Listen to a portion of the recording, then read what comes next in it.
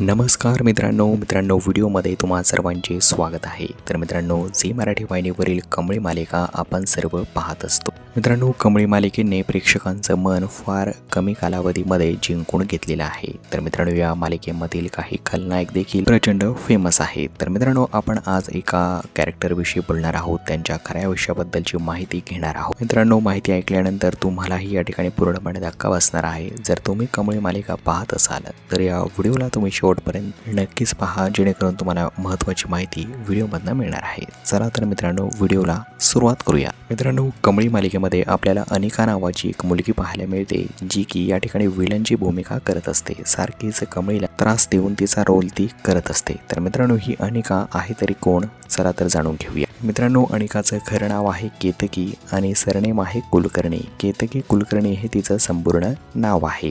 मित्रांनो, तिचा जन्म जो आहे तो मूळ मुंबईचा आहे आणि तिचं शिक्षण जे आहे ते BE इंजिनिअरिंग पर्यंत झालेलं आहे।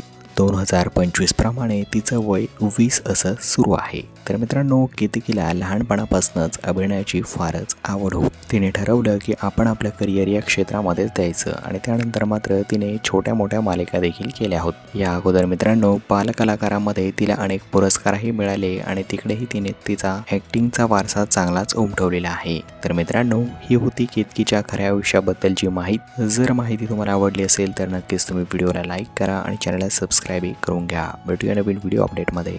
धन्यवाद मित्रांनो।